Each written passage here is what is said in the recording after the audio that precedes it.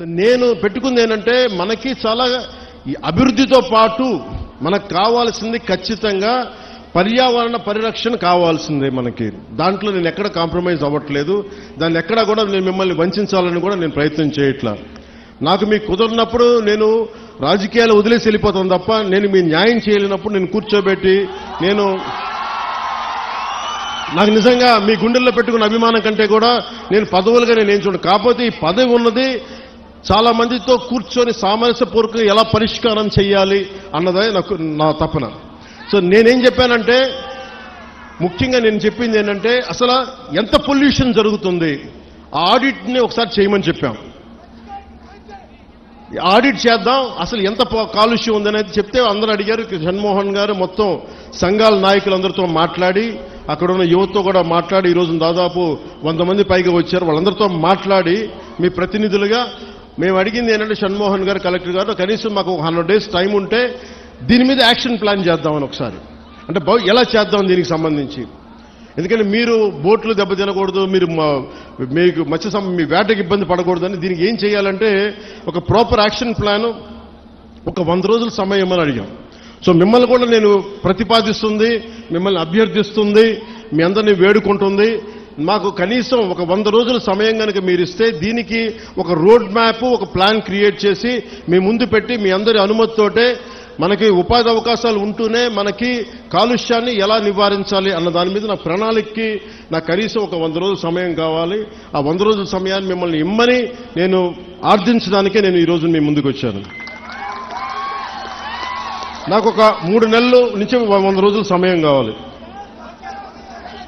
So మీరు ఆ 100 రోజుల్లోపు నేను ఒక రోడ్ మ్యాప్, ఒక పరిష్కార మార్గం, అవసరమైతే దీన్ని క్యాబినెట్లో మాట్లాడతాం, లేదంటే అసెంబ్లీలో కూడా మాట్లాడి మీకు న్యాయం జరిగేలాగా నేను ముందుకు తీసుకెళ్తాను. మీ అందరికీ నేను మనస్ఫూర్తిగా మీకు తెలియజేసుకున్నాను.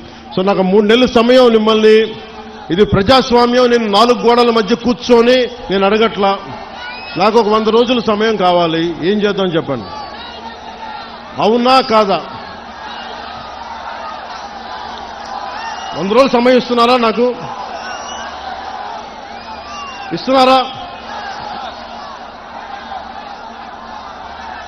100 రోజుల సమయం ఇస్తున్నారా లేదా నాకు చెప్పాలి. అలా కుదరదు నాకు. ఎందుకు చెప్తా, మీరు 100 రోజుల సమయం ఇవ్వకపోతే, మీరు 100 రోజుల సమయం ప్రాక్టికల్గా మీరు ఆలోచించండి. 100 రోజుల సమయం ఇవ్వకపోతే, ఎందుకంటే రాత్రికి రాత్రి పొల్యూషన్ ఏం జరుగుతుందో మనం ఆడిట్ చేయడానికి కూడా చాలా టైం పడుతుంది. ఆడిట్ చేసిన తర్వాత వ్యర్థాలు ఉన్నాయి అంటే వీళ్ళకి ఎందువల్ల వ్యర్థాలను విడుదల చేస్తున్నారు.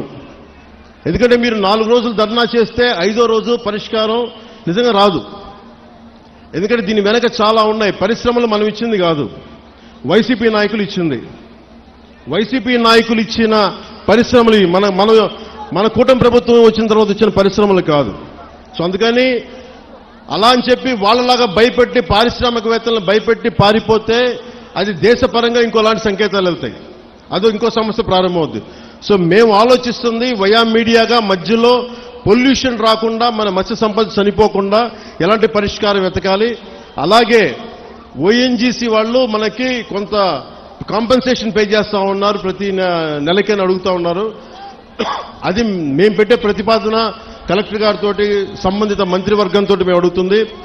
ఈ ఎక్కడైతే ఎఫెక్ట్ అవుతా ఉన్నారో వాళ్ళకి సంబంధించి ఆ పరిశ్రమలు కానీ పారిశ్రామిక యాజమాన్యంతో మాట్లాడి వాళ్ళు ఎంతవరకు చేయగలరు, ఒకళ్ళు కాంపెన్సేషన్ ఇవ్వగలరా, నెలకి ఇవ్వగలరా, లేదంటే 1 time సెటిల్మెంట్ చేయగలరా, ఇవన్నీ మాట్లాడాల్సిన అవసరం ఉంది, మాట్లాడాల్సిన పరిస్థితి ఉంది. అది మీకు అంటే ఇవన్నీ చేయడానికి నాకు కనీసం ఒక 3 నెలలు సమయం కావాలి. 3 నెలల సమయం తర్వాత ఖచ్చితంగా ఒక పరిష్కార మార్గానికి తీసుకొచ్చి, ఇది ఎందుకంటే పిఠాపురం మోడల్, ఈ పొల్యూషన్ మోడల్ రాష్ట్రం అంతా అప్పీల్ అవుతుంది, అప్లై చేయాల్సిన పరిస్థితులు వస్తూ ఉన్నాయి. ఎందుకంటే పరిశ్రమలు రావాలి. ఉదాహరణకి మీకు భీమవరం దగ్గర ఆక్వా పార్క్ ఉంది. ఆక్వా పార్క్ పెడితే ఏం జరిగింది, అక్కడ కూర్చోబెట్టి రాత్రి గొడవలైనవి. కానీ ఆక్వా పార్క్ పోలీసులు ఛార్జ్ చేశారు, కేసులు పెట్టారు, కానీ పరిష్కారం దొరకలా. మనకు అలాంటి పరిస్థితులు రాకూడదు. నేను ఒకటే చెప్పాను, జనసేన నాయకులకు కావచ్చు, ఇంకే నాయకులకైనా కావచ్చు, ఎవరైనా సరే ఈ కాలుష్యాన్ని బేర్ చేసి అర్థం చేసుకొని దీని మీద ఒక మీకు కథ చెప్పేవాళ్ళు కావాలంటే ఈ రోజుకి మీకు కూర్చోబెట్టి ఆకాశాన్ని చెప్పేస్తా 3 రోజులు అయిపోతుంది సమస్య, నేను మాట చెప్పేయగలను. నేను మిమ్మల్ని కూర్చోబెట్టి మీ చేత చప్పట్లు కొట్టించుకుని వెళ్ళిపోగలను, కానీ ఏం చేయను. అలా కాకుండా నేను 3 నెలలు ఎందుకు సమయం, 100 రోజులు సమయం ఎందుకు అడుగుతున్నానంటే, చాలా త్రికరణ శుద్ధిగా ఒక మీ సాటి మత్స్యకారుడు ఎంత కష్టపడుతుందో అర్థం చేసుకొని దాన్ని ఉద్దేశంలో పెట్టుకొని మాట్లాడుతున్నాను. అందుకని నాకు మీకు ఒకటి చెప్తున్నాను, నిజం కురచ బొంకు పొడవ అంటారు. అంటే అబద్ధం చెప్పడానికి ఇంత చెప్తాం, అసలు మీకు మేమేం చేయగలం అని చెప్పట్లా. నిజం మీకు చేస్తానని చెప్తున్నా. మీకేం చెప్పాను, మీకు నిలబడతానంటే నిలబడతా. మీకు రోడ్డు ఇక్కడ ఉప్పాడ ప్రొటెక్షన్ వాళ్ళు చేస్తానంటే చేస్తాను. దాన్ని కూర్చోబెట్టి మీరు రేపు నుంచి ప్రతి గంటకి ఏమైంది డేటా అంటే అలా కుదరదు. మీకు నా టర్మ్లో, నా టెన్యూర్లో మీకు చేసి పెడతాను. ఉప్పాడ ప్రొటెక్షన్ వాల్ వచ్చి తీరుతుంది. అలాగే అది నేను మన అమిత్ షా గారితో, మోడీ గారితో మాట్లాడుకుని తెప్పించగలను. ఇది చాలా మంది సంబంధించిన వ్యక్తులు, పారిశ్రామికవేత్తలు. దీనికి ఎందుకు 100 రోజులు అడుగుతున్నాను చెప్తా మీకు. అన్ని నా చేతుల్లో లేవు. ఇండస్ట్రీస్ మినిస్టర్తో మాట్లాడాలి, ఫిషరీస్ మినిస్టర్తో మాట్లాడాలి, అలాగే కూర్చోబెట్టి మనకి ఏవైతే ఈ షిప్పింగ్ ఇండస్ట్రీ వాళ్ళతో మాట్లాడాలి. అలాగే మనం కూర్చోబెట్టి వాళ్ళు అడుగుతుంది ఇంకోటి ఏంటంటే, మాకు ఎంత డ్యామేజ్ జరుగుతుంది, వాస్తవాలు, దీని పొల్యూషన్ కంట్రోల్ బోర్డుతో కూర్చోవాలి. ఇవన్నీ కూర్చొని చేసే వరకు అందుకు నాకు ఒక చాలా కలెక్టర్ గారు కూడా మీకు షణ్మోహన్ గారు తెలుసు పాపం ఎంత కష్టపడి చేస్తూ ఉన్నారు మనందరి కోసం, పిఠాపురం అభివృద్ధి కోసం. మన పాడా యాక్ట్ మన చేశాం, మనకి డెవలప్మెంట్ బోర్డు పెట్టాం పిఠాపురంకి. ఇన్ని సంవత్సరాలు ఎప్పుడు జరగల. అందుకని మీరు నా మీద నమ్మకం ఉంచి మీరు రోడ్ల మీదకి వచ్చి మీరు గొడవలు చేస్తే నేను వస్తా, మీరు తిడితే నేను పడతా. మీరు మీ ఇంట్లో కుటుంబ సభ్యుని కాదు ఇంకెవరిని తిడతారు, బయట ఉండి తిట్టరు కదా. నేను ఎమ్మెల్యే అంటే కూర్చోబెట్టి నేనేదో కిరీటాలు పెట్టుకుని నేనేం లేను. మీరు మాట పడితే భుజాల మీదకి ఎత్తుకున్నప్పుడు నా భుజం మీద దెబ్బ కొడితే నేను భరిస్తాను, ఎందుకంటే మీరు నా కుటుంబం. మీ చేత తిట్లు తింటాం ఇవన్నీ నాకు అవసరమా లేదా నేను ఆలోచించట్లా.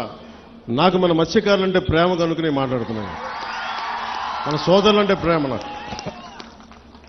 కానీ మన జీవనోపాధి దెబ్బ తినకూడదు. జీవనోపాధి ఈ సమతుల్యత కోసం కూటమి ప్రభుత్వం ఒక ఉన్నత స్థాయి కమిటీని కూడా ఏర్పాటు చేసింది.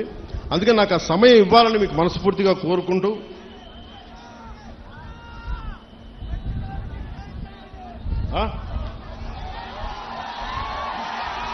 ఒక్క నిమిషం మీరు ఒక్కళ్ళే మాట్లాడండి.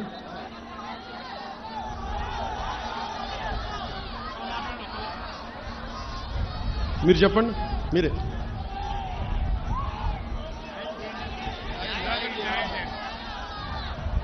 న్యాయం చేయకపోతే ఇంత పెద్ద మీటింగ్ పెడతాం, న్యాయం చేయడానికే కదా ఇక్కడికి వచ్చింది. కాకపోతే ఒకటి చెప్పాను, పారిశ్రామికవేత్తల్ని ఎవ్వరు కూడా రాజకీయ నాయకులు దయచేసి మీకు న్యాయం చేస్తామని చెప్పి మిమ్మల్ని ఎగదోసి పబ్బం గడుపుకుంటే మీరు దయచేసి అలాంటి వలలో పడకండి. అది రైట్ అవ్వదు. మనం ఏమవుద్ది, పారిశ్రామికవేత్తలు బెదిరిస్తే మీకు పర్మనెంట్ సొల్యూషన్ రాదు.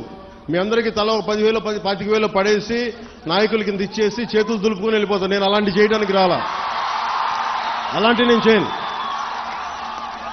అవసరమైతే ఉప్పాడలోకి వచ్చి మీ చేత తిట్లు తినడానికి సంసిద్ధంగా ఉంటాను తప్ప నేను అలాంటి బ్యాక్ డోర్ పనులు నేను చేయను.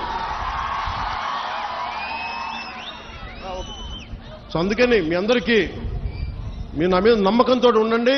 నేను మళ్ళీ 2 రోజుల తర్వాత 3 రోజుల తర్వాత కరెక్ట్గా నేను మళ్ళీ వచ్చి ఒకసారి పొల్యూషన్ నేను చూసి మీకు ప్రతి 10 రోజులకు ఒకసారి నేను మీరు ఒక కమిటీని ఏర్పాటు చేయండి. నేను అది అలాగే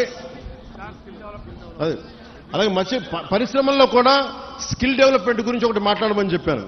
ఉపాధి అవకాశాలు ఇవన్నీ కూడా నేను మాట్లాడతాను. కాకపోతే ఇది ప్రిలిమినరీ మీటింగ్, మొదటి మీటింగ్ ఇది. నేను ఇక్కడికి వచ్చింది, మీరు భయపడకండి, మీ సమస్యని సంపూర్ణంగా అర్థం చేసుకున్నాం. ఒక డిప్యూటీ సీఎంగా కాదు, ఎమ్మెల్యేగా కాదు, మీలో ఒకటిగా నేను ఉన్నాను అని చెప్పడానికి వచ్చాను ఇక్కడికి. అందుకని 3 రోజుల తర్వాత వచ్చి మీకు time to time deputy CM పేషీ నుంచి మీకు మీడియా దగ్గర నుంచి మన నాయకుల కూటమి నాయకుల దగ్గర నుంచి అందరి తరఫున మీకు తెలియజేస్తాం. ఏమాత్రం మీకు కోపం ఉన్నా తాపం ఉన్నా మీరు దెబ్బలు తినడానికో మీ చేత తిట్లు తినడానికి నేను సంసిద్ధంగా ఉన్నాను. నేను ఎక్కడికి పారిపోను, ఇక్కడే ఉంటాను. ఇది మన నేల, ఇది మన ఊరిది, మనం ఎక్కడికి పారిపో, ఇక్కడే ఉంటాం.